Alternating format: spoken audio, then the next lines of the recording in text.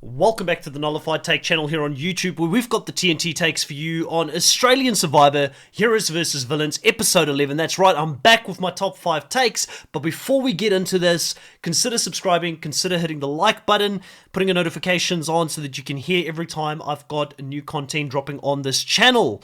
What a great episode, what a great week of Australian Survivor. I really enjoyed how much drama a fake idol could bring to an episode, and obviously we're going to talk about all of that. But before we get into it, let's talk about takeaway number 1 here. And I believe a giant may have been awoken in this game, and I'm not talking about George, I'm talking about Sam, who a lot of people have really been annoyed by so far this season, because they really didn't enjoy the fact that Sam has come back into this game and that he is preaching mateship and he's preaching loyalty and all these things that they thought he may have learned from his first outing out on the island, and that he would come back and play a bit more of a strategic and cutthroat game. Well, guess what? He realizes that he was this close to going home in the previous episode, and he now is looking for a different plan to the end, because he realizes that Sean is not his mate. He's not the person who's going to take him deep in this game. He pulls David in, who is his number 1, and he says, I am now going to be bendable like Mr. Fantastic, and I'm going to be able to, mold myself, or like water, go wherever there's the path of least resistance and move through this game. David is very happy with this. It's music to his ears. He says to him, make sure that you get close to Nina. And this was a great episode for Nina as well, which we will talk about very soon. But from Sam's point of view, I'm really impressed by the fact that he is showing a willingness to work with Nina after the vote did go his way. He understands that her vote was held hostage in that first episode, and he's not going to hold it against her, because he does need to build up a counterfaction that can go up against the likes of Sean, Haley, and now Simon in this game, who's starting to get very close to Sean and Haley. And him also then talking to Nina and taking her advice on board in regards to reaching out to Liz and then building that bridge with Liz and trying to get her on board, I think is all very good work here from Sam. He does need to mix his game up, because clearly he's not in as good of a spot as he thought within the current power structure. I do think down the line, this alliance that they're starting to potentially form with Liz in there, so that they can have 4 people, could be better for the women than what it is for the men. And I think David and Sam may run out of runway at some point, because Liz is always going to be more loyal to the Spice Girls, and I do think that George has shown that he works better with women in general than what he does with big alpha broy men. So maybe that's not a good thing for them in the future, where Nina and Liz will be okay, but I wonder how it's going to work out for Sam and David in the long run, which I'm very excited to see play out over the course of the season.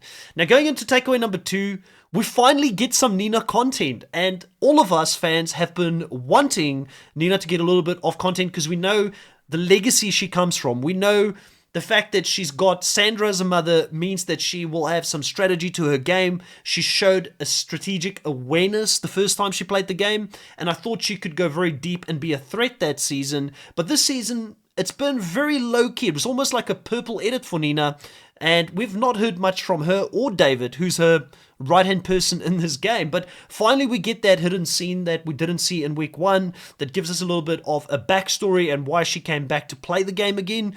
And we hear her say in her own words that she's been laying low, she's been an automatic cruising along the highway as this alliance has taken her deep in the game, but she now realizes that people are starting to make moves, and she is seeing the dynamic shift with Simon coming on board, and she's starting to worry about her own potential spot within that alliance. And she is willing to work with Sam and also reach out to Liz, which I think is all very positive things from Nina. I think we're hearing from Nina for the right reasons. Now, if she had an overflow of content suddenly happening around her, I would be fearful that she could be out very soon, but I feel like the editor's telling us she's now going to become a main character, where she has not been a main character to date.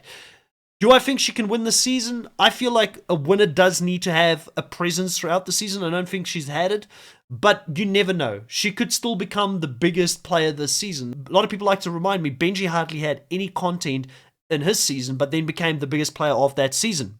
All right, moving on to number 3, George declares war on the OG Heroes tribe, the supervillains tribe. He is not happy about the fact that Geordie was sent packing, and he says that he's holding 2 people hostage in the tribe and that he's going to cut them loose. And this is the reason why George did not win his first season. He is showing us once again, he's a great showman. I love what he brings to the show. I know a lot of people are 50-50 on him. Some people love him, some people hate him. Me personally, I love big characters. I love the Philip Shepherds, the Coach Wades, the Georges, the Luke Tokis. I love the bombastic characters out there, and I think that they make the show. But him declaring war and being, like, he doesn't have finesse about how he does things. He's like a bull in a china shop. He takes a hammer to the problem every single time. I don't think it's going to gain him some friends or respect if he does get to the end of this game. And I think even though he might go there and say, I was the biggest target this season after Haley, and you guys still let me go to the end, I just don't think people are going to respect him. I think that the comparison that some people are making between him and Russell Hantz is very fair, and that he could very well be a Russell Hantz that goes to the end twice and still not learn that the social game is important. I love George. I think he's probably an awesome guy in real life, but he's definitely not making friends out there. But is it entertaining to watch? Hell yes. Him and Shawnee blatantly sitting out and just throwing this challenge, I think it has to be the most blatant throw in the history of any Survivor. And if there is a more blatant one, let me know in the comments below, because I can't remember a time that somebody made it as clear that they're not trying to win a challenge. And I even thought, what would happen if the heroes try to throw it, or the supervillains try to throw it as well? That would have been exciting to see two tribes just say, well, we're not going to compete then. And what would JLP do in that case? I wonder if Survivors ever thought about that being a possibility. But they're throwing it because they want to get rid of people that are not a part of their alliance, and they want to protect Liz on the other side. George also talks to Liz and gets a little bit of information in the middle of the challenge, and he finds out that Simon is flipped, he's not working with them, and that he's provided his idol to Flick and Matt, and he's got to be careful and make some contingency plans as they head back to camp. Number 4. Stevie has a big decision to make this episode, and it was interesting because Stevie got a lot of content this episode, but I feel like he got a lot of content for the wrong reasons, and the editor's showing us why he's not going to win this show. Firstly, if you're in an alliance, you want to be able for people to think that you're solid, even if you're not solid, and him being wishy-washy, him going and talking to the other players in the game and not making George and Shawnee understand or letting them in on what is being discussed, I think has driven a wedge between the likes of Shawnee and George and Stevie, and Jerry is starting to fill himself into that spot, getting closer to the top of the hierarchy because he is someone that is loyal and someone that they can trust to do what they need to be done. Stevie coming in, trying to make votes and be this player with all these different plans, I think is showing us why he potentially didn't win the first time and went out early, and why he, again, will not last very long after the merge. It was really funny to see the scene in the beginning of the episode where Flick and Matt both went up to Stevie and talked to him and said, Simon sent us, and he said, you can be trusted, and, it's Operation Destiny with the triangle, and Stevie saying, that's powerful stuff, that's my sign. I really enjoyed it, and I think Stevie did play it right, and I will give him some credit here that he at least entertained their idea, made them think that he was going to be a part of it, because that always made him a non-option as the potential vote when they played the idol, because they thought they could potentially work with him in the game. But I do find it hilarious that, Simon, I think he's a lovable guy. Like I said, I have had some conversations with him. He's a great guy via DM and that. But Simon just seems to get everything wrong. Like, he still thinks he's got any kind of clout over Stevie after he was ready to cut him loose, after he's turned his back on Geordie. I don't think Stevie trusts him as far as he can throw him. And he definitely can't throw him very far. So it was entertaining to see Stevie does end up sticking with the power structure here in this episode. But I do fear for him and the damage he may have done to his own game and being wishy-washy in this episode. All right, going into number 5 here. Flick ends up not taking the deal that George gives her. And George tries to talk to her more than once. He tries to get a contingency plan in place. He tries to tell her, listen, you may not even need to play your idol. If you don't play your idol, I'll bring you in, I'll protect you, I want to work with you in the game after the merge. Like, have you thought about after the merge?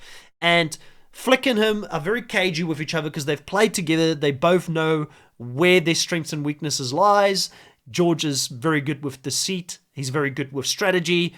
Flick is very good with a social game. So they kind of don't trust each other, and it's a little bit of a Mexican standoff when they get to Tribal Council, because George says, hey, if you throw your idol in the fire, I will protect you in this game. And I found it laughable that Shani said she would have taken that deal, because we both know, Shani is better than that. She would not have taken that deal. So Flick not taking the deal is definitely the right move. You cannot trust George. You don't know what George is going to do in the game and if he's going to just blindside you for great TV. So I think she did the right thing not playing it, but I would have gone potentially one step further. If I was unsure about Stevie's vote, which I don't know if they were or not, I would have probably held that idol close to my chest and not have played it, and try to bargain on the fact that they might not vote me because they would think I'm going to play the idol, and then, I mean, obviously it didn't work out well for Geordie, so it shows why Survivor can be a gamble. But then at least they've got a 1 and 2 shot in the next tribal council. They could still bluff and make it even harder on that power structure to vote them out. I love how JLP directed this vote as well in the tribal council, and how he told her, like, listen, the deal's still on. Do you want to take it? And he was kind of like facilitating the conversation there. JLP at his best and allowing for George to just run tribal council and give him golden content. Overall, Flick doesn't end up taking the deal. She plays this idol. It's a little bit of a wop-wop for me. Not as exciting to see her play the fake idol as it would have been if Simon tried to play it. It would have been pretty satisfying. But we do see in the next on Survivors section that Simon may be in big trouble, because they might think that he did it on purpose, which is funny because he just can't seem to get a win in this game, So I do want to see the aftermath of that. And this season has just been delivering on all fronts for me. I'm enjoying it so much. I hope you guys are enjoying it. Be sure to subscribe. Be sure to hit the like button. Comment below with your own thoughts. And for now, grab your torches, head back to camp. I'll see you tomorrow night. Bye.